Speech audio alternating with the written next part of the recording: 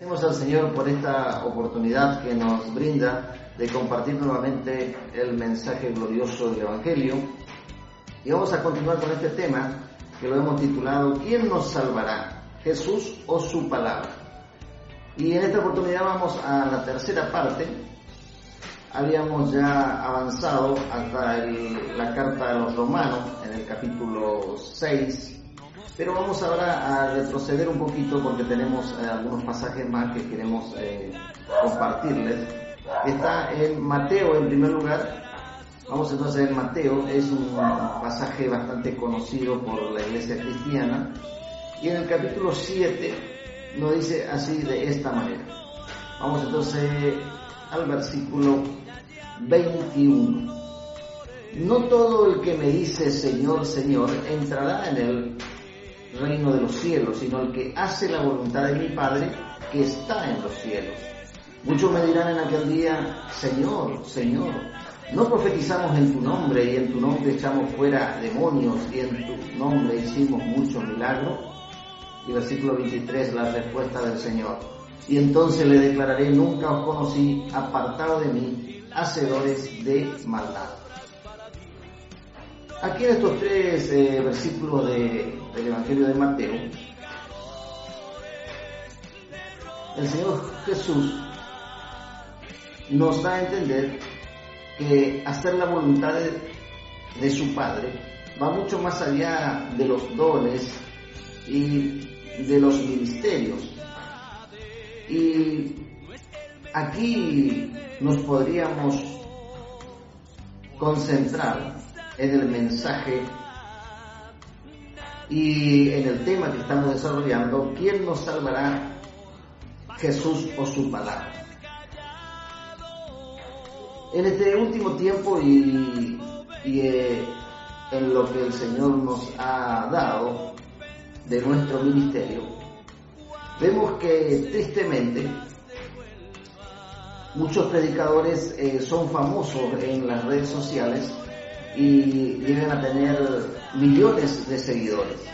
Sin embargo, podemos ver también la ausencia de la palabra de Dios. Entonces aquí el Señor Jesús va mucho más allá y nos está reclamando que necesitamos obedecer a su palabra, a sus mandamientos. Entonces, no todo el que está haciendo la obra del Señor y invocando su nombre, echando fuera demonios y hasta haciendo milagros, va a encontrar en aquel momento la respuesta del Señor de entrar en su reino, sino que tiene que ver entonces con la voluntad de Dios. Y el Señor Jesús nos dice claramente que su voluntad es perfecta y es agradable, y tiene que ver con guardar sus mandamientos. Entonces aquí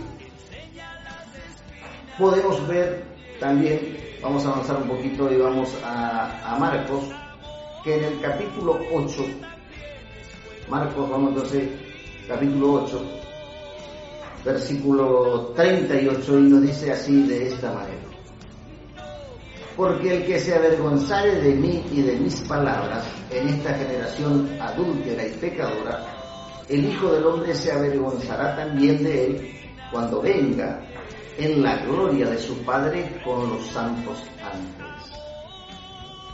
Aquí el Señor nos recuerda entonces que, hablando de su regreso, que si en este tiempo de la gracia y la misericordia de Dios nos avergonzamos de sus palabras, seguramente no vamos a poder recibir la recompensa y no vamos a poder estar con el Señor por la eternidad. Entonces, porque el que se avergonzare de mí y de mis palabras, Siempre entonces el Señor está aquí respondiendo a esta pregunta, en este tema que lo venimos desarrollando, de quién nos salvará, si el Señor o su palabra. Sin duda entonces que en los primeros videos dejamos claro que aceptarle al Señor Jesús era el primer paso que se encuentra para todo ser humano que quiera recibir la salvación de su alma. Pero luego tiene que entrar en el conocimiento de la palabra de Dios y en la obediencia. Entonces aquí Marcos ya va avanzando en el Evangelio de Marcos y dice el mismo Señor Jesús, entonces, diciendo que el que se avergonzare de mí y de mis palabras. Bueno, ahora sí, entonces vamos también al Evangelio de Lucas. Y de esa manera a ver si podemos ir entonces luego regresar a las cartas apostólicas. Vamos entonces en primer lugar en el capítulo 6 de Lucas. Capítulo 6 de Lucas entonces.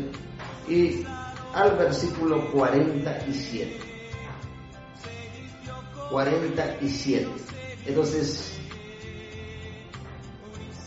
dice así de esta manera. Vamos a leer también el versículo 46 porque nos está dando allí una comprensión más amplia. Dice, ¿por qué me llamáis Señor, Señor, y no hacéis lo que yo digo? Todo aquel que viene a mí y oye mis palabras y las hace, les indicaré a quién es semejante. Semejante es al hombre que al edificar una casa cavó y ahondó y puso el fundamento sobre la roca. Y cuando vino una inundación, el río dio con ímpetu contra aquella casa, pero no pudo mover porque estaba fundada sobre la roca. Mas el que oyó y no hizo, semejante es al hombre que edificó su casa sobre la tierra sin fundamento, contra la cual el río dio con ímpetu y luego cayó y fue grande la ruina de aquella casa. Aquí entonces nuevamente el Señor haciendo la pregunta, ¿por qué me llaman Señor, Señor y no hacen lo que les digo? Y en el versículo 47 entonces dice, todo aquel que viene a mí y oye mis palabras y las hace. Ahí está hablando entonces de que el Señor se glorifica a través de la obediencia a su palabra. Y da allí la parábola conocida de la edificación de una casa que estuvo sobre la roca y aquella que se edificó sobre la arena, sobre la tierra y no tenía fundamento. Entonces cuando no existe el fundamento que es su palabra, es la doctrina de Cristo, es evidente que nos vamos a desviar y los milagros y los dones y los ministerios no van a alcanzar porque para la salvación de nuestra alma, porque necesitamos la obediencia. Vamos entonces ahora sí, un poquito más adelante, y vamos a Lucas en el capítulo 8, versículo 2. Y aquí vamos terminando entonces con esta parte. Capítulo 8, versículo 12. Bueno, vamos entonces allí en este pasaje se hace referencia a la parábola del sembrador.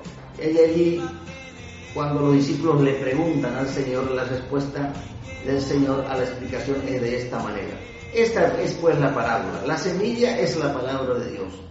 Y los de junto al camino, dice el versículo 12, son los que oyen. Y luego viene el diablo y quita de su corazón la palabra para que no crean y se salven. Ahí entonces solamente ese versículo usted puede luego mirar de qué manera también la palabra cayó, ¿no es cierto?, entre las piedras y también luego cayó entre espinos. Pero aquí entonces los de junto al camino. Dice, oye la palabra, pero luego viene el enemigo y quita de su corazón la palabra para que no crean y se salven. Oramos entonces en este momento para luego continuar en la otra parte, porque ahí sí vamos a entrar ya en las cartas apostólicas. Vamos a continuar con Romanos y Dios mediante queremos llegar al Apocalipsis. Oramos en este momento. Amado y soberano Dios, gracias te damos, Señor, por tu gloriosa palabra. Señor, creemos que este es el tiempo que tú nos estás regalando para volvernos de todo corazón y aprovechar bien el tiempo, porque los días son malos. Líbranos, Señor, de las doctrinas de demonios, líbranos de todo engaño, y así de esa manera podemos arraigarnos en tu verdad. Gracias, Señor, en el nombre de Jesús de Nazaret. Gracias, Señor, por todo lo que tú ya hiciste y continuarás haciendo en nuestras vidas. Nos encontramos